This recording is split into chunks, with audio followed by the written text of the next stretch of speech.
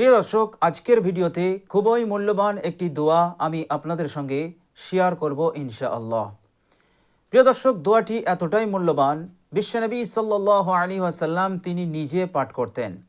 হাদিস শরীফের মধ্যে এসছে, বর্ণনাকারী হযরত আবু হুরায়রা রাদিয়াল্লাহু তাআলা আনহু তিনি বলছেন যে রাসূলুল্লাহ সাল্লাল্লাহু আলাইহি ওয়াসাল্লাম যখনই পেরেশানির মধ্যে পড়তেন, কোনো বিপদের সম্মুখীন হতেন, যখন কোনো অস্বস্তিকর পরিস্থিতির সম্মুখীন হতেন, তখন তিনি এই দোয়াটি বেশি বেশি পাঠ করতেন। আল্লাহ রাব্বুল আলামিনের কাছে এই দোয়াটি তিনি বেশি বেশি পাঠ করতেন। প্রিয় দর্শক, বিশ্বনবী সাল্লাল্লাহু আলাইহি ওয়াসাল্লাম এমনিতেই তিনি ছিলেন মুস্তাজাবুদ দাওয়াত।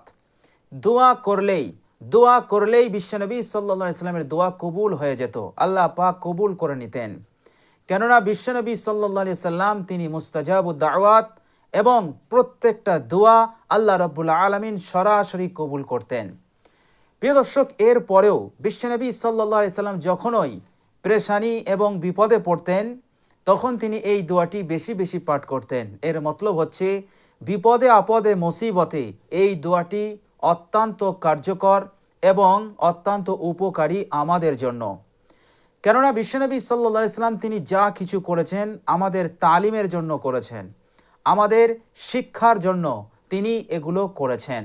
আর আল্লাহ সুবহানাহু ওয়া তাআলা পবিত্র কোরআনুল কারীমে ইরশাদ করেছেন, বিসমিল্লাহির রহমানির রহিম, মা আতাকুমুর রাসূলু ফাখুযু ওয়া মা নাহাকুম আনহু ফান্তাহু।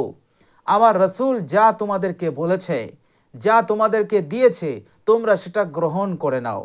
কোনো রকম উচ্চবাচ্য না করে তোমরা সেটা গ্রহণ করো আর আমল শুরু করে দাও। আর আমার নবী যেটা হতে তোমাদেরকে নিষিদ্ধ করেছে, তোমাদেরকে বিরত থাকতে বলেছে, তোমরা সেই বিষয় হতে বিরত থাকো, সেই বিষয় হতে তোমরা দূরে থাকো।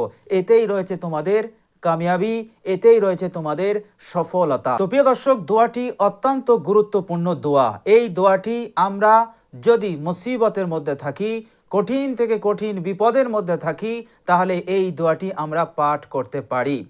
এই দোয়াটি আমরা কতবার পাঠ করব এবং আমরা যদি মোনাজাতে এই দোয়াটি পাঠ করি তাহলে কতবার পাঠ করব, প্রিয় দর্শক বিস্তারিত আজকের ভিডিওতে আমি আপনাদের সঙ্গে শেয়ার করব ইনশাআল্লাহ। প্রিয় দর্শক, এই দোয়াটি আমরা যদি পাঠ করি, আল্লাহ রাব্বুল আলামিন বিপদ আপদ মুসিবত হতে আপনাকে মুক্তি দান করবেন, এটা নিশ্চিত, এর মধ্যে কোনো সন্দেহ নেই। এর পরেও আপনি যদি এই দোয়াটির ওপর আমল করেন, অর্থাৎ দোয়াটি আপনি বারবার পড়তে থাকেন, ইনশাআল্লাহ সুম্মা ইনশাআল্লাহ আল্লাহ সুবহানাহু ওয়া তাআলা আপনার হাজত, আপনার প্রয়োজনকে তিনি পূরণ করে দেবেন এবং মনের নেক আশা আকাঙ্ক্ষাকে আল্লাহ সুবহানাহু ওয়া তাআলা পূরণ করে দেবেন। বলুন সুবহানাল্লাহ। প্রিয় দর্শক, দোয়া এমন একটি ইবাদত, যে ইবাদত আল্লাহ সুবহানাহু ওয়া তাআলার খুবই পছন্দনীয় ইবাদত। প্রিয় দর্শক, বিশ্বনবী সাল্লাল্লাহু আলাইহি ওয়াসাল্লাম বলেছেন, কোনো ব্যক্তি আল্লাহ সুবহানাহু ওয়া তাআলার কাছে দোয়া করলো, দোয়া করার পর দোয়াতে সে যা যা কামনা করেছে সেগুলো পাওয়ার সে অপেক্ষা করতে রইল।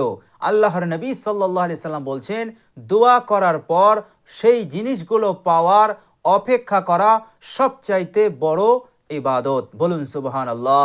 বিশ্বনবী সাল্লাল্লাহু আলাইহি সাল্লাম আরও বলেছেন, আল্লাহ তাবারক তাআলা তিনি বলেছেন যে, ও আনা মাআহু ইজা দাআনি, যখন বান্দা আমার কাছে দোয়া করে আমি তার সঙ্গেই থাকি। বলুন সুবহানাল্লাহ। প্রিয় দর্শক, বিশ্বনবী সাল্লাল্লাহু আলাইহি ওয়াসাল্লাম আরও বলেছেন, মান লাম ইয়াসআলিল্লাহ, যারা আল্লাহ সুবহানাহু ওয়া তাআলার কাছে দোয়া করে না, আল্লাহ রাব্বুল আলামিন তাদের ওপর অত্যন্ত নারাজ থাকেন, তাদের ওপর তিনি অত্যন্ত রাগান্বিত হয়ে যান।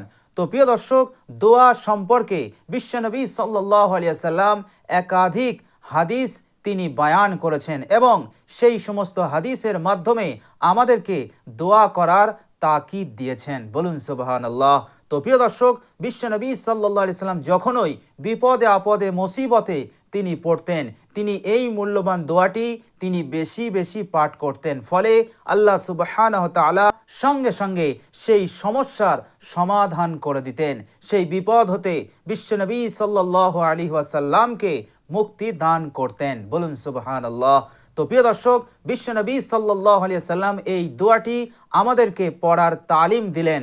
তিনি বললেন, হে আমার উম্মতিরা, তোমরাও যখন কোনো পেরেশানির মধ্যে পড়বে, কোনো বিপদের মধ্যে পড়বে, তখন তোমরা এই দোয়াটি পাঠ করবে।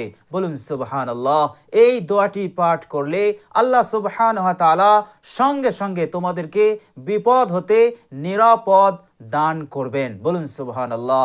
তো প্রিয় দর্শক, চলুন আমরা জেনে নেই এই দোয়াটি আমরা কিভাবে পাঠ করব, কতবার পাঠ করব। প্রিয় দর্শক, এই দোয়াটি আপনি যদি মোনাজাতের সময় পাঠ করতে চান, তাহলে আপনি কিভাবে পাঠ করবেন? প্রিয় দর্শক, বিশ্বনবী সাল্লাল্লাহু আলাইহি সাল্লাম সুন্দর পদ্ধতি আমাদেরকে শিখিয়েছেন। প্রিয় দর্শক, হাদিস শরীফের মধ্যে এসছে যে এক সাহাবী তিনি 2 রাকাত নামাজ আদায় করলেন।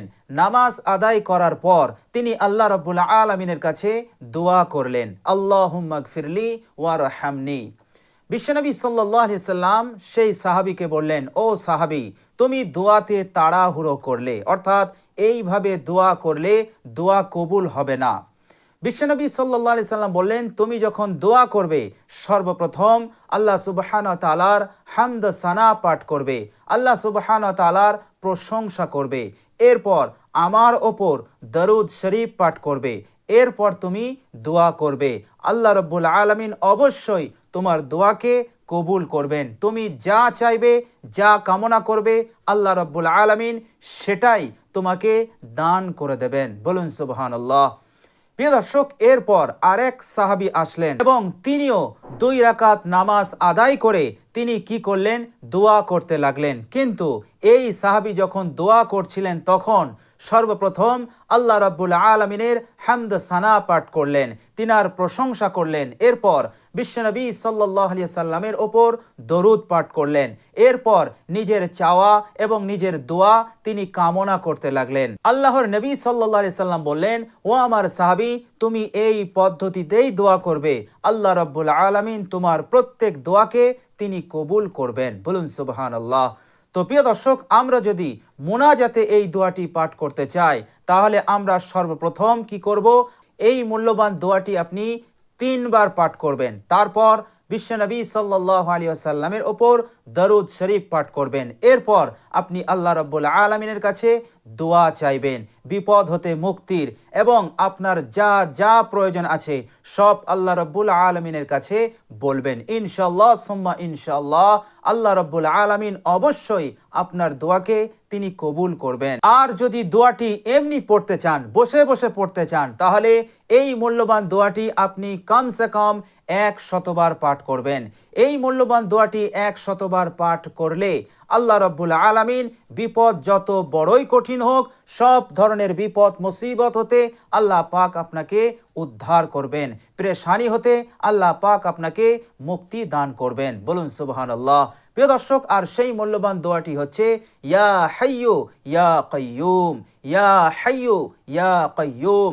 বিশ্বনবী সাল্লাল্লাহু আলাইহি ওয়াসাল্লাম যখনই তিনি কোনো পেরেশানির মধ্যে পড়তেন, তখন তিনি এই মূল্যবান দোয়াটি বেশি বেশি পাঠ করতেন।